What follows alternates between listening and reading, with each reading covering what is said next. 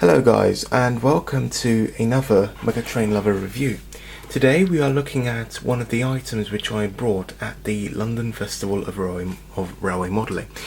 As you can see, this is a Hornby locomotive, no prizes for guessing that, and by the outline you can clearly tell it's a GWR 460. You can tell from the tapered boiler and the typical GWR tender. I think this is not the collar. I think this may be the collet tender, but I'm not too sure. I think the collet tenders were... Actually, I think this is a collet tender, but anyway. This is a Hall class locomotive, or more specifically, it's a class 4900 Rood Ashton Hall. Now, Rood Ashton Hall is preserved, I do believe. I think it's at the Didcot Railway Centre. But if we turn to the side, you can see its product code is R3205 and it's a BR460 class 4900 or Hall class, and it's Rood Ashton Hall. And if we turn to the side, you can see it says DCC ready, but I've fitted it with a decoder already, and it's not actually in the box, it's out of the box, and I've given it a run in, and trust me, it is beautiful. So the Hall class, so on the back you get tons of information. It says 5MT, which is the power classification, so these had the same level of power as the Black 5s for the LMS, so the Halls were basically the Black 5s for the GWR. It says that they were built from 1924. The first one was built in 1924, but then they entered service in 1928, and they continued building them up to 1949, although after that they did build some modified halls, and many of them were withdrawn between 1959 and 1965, and 11 of them have been preserved, including this one, Rood Ashton Hall, which was built in 1929, withdrawn in 1962, and it is preserved at the Tyseley Locomotive Works and is mainline certified. So it's not at Didcot, but it is at Tyseley and is mainline certified, so that is really good. Now the box is the new style Hornby box with the ice cube packaging, but that's not what we're interested in. What we're interested in is this. Rood Ashton Hall herself. And wow, she is beautiful.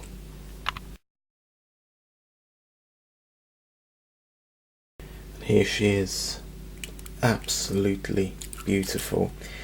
Now the light you can see is from my iPhone, and I've done it so you can get a much clearer view of the engine, which as you can see is in the Brunswick green livery, and it is just stunning, absolutely stunning. It has the late crest, as you can see, and there is its number 4965, and it's also at the front 4965, and as you can see the front of it looks typically GWR. Now the buffers are not sprung, but that's okay, because I'm not too bothered about sprung buffers anymore. At least there are buffers, which is really good. But as you can see, there is an M pocket at the front, so you can fit a tension lock or any coupling you like, and you can make it pull trains backwards. And there are rivets on the buffer beam. There's a footstep just beneath the smoke box door, which is a really nice touch.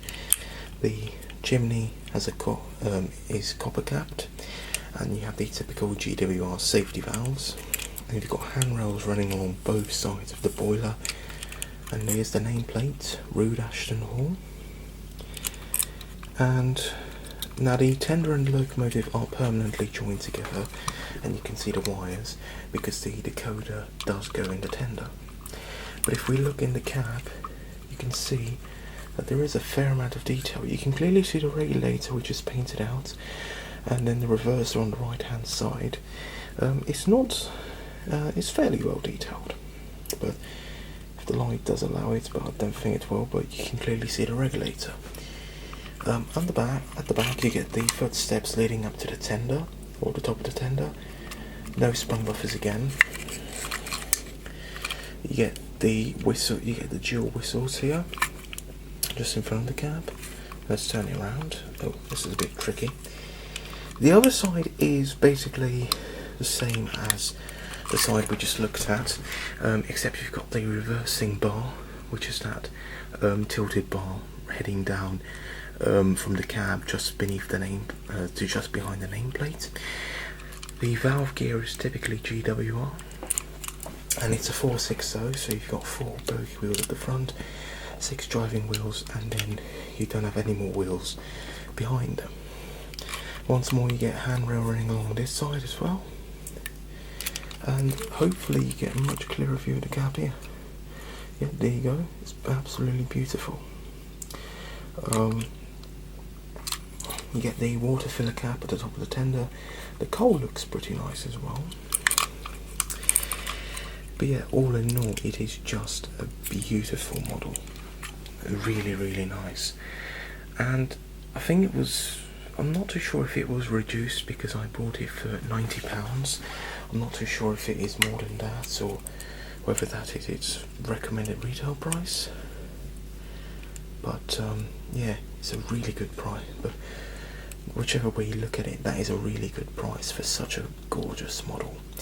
But anyway, the main part is, let's have a look at the track. I mean, let's have a look at it run on the track.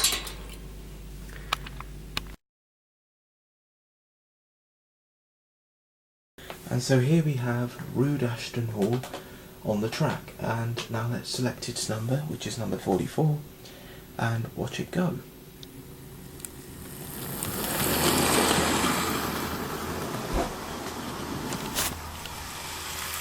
Wow, absolutely beautiful.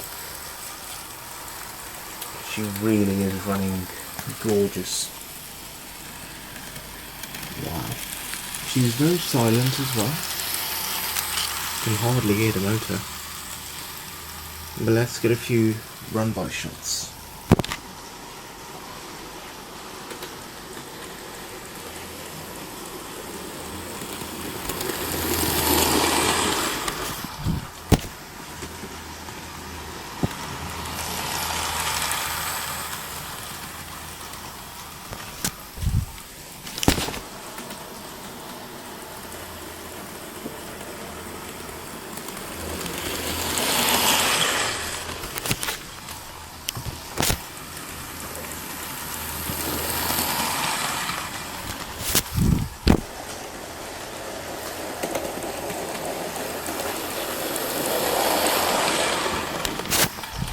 So yeah, as you can see, she is just absolutely gorgeous.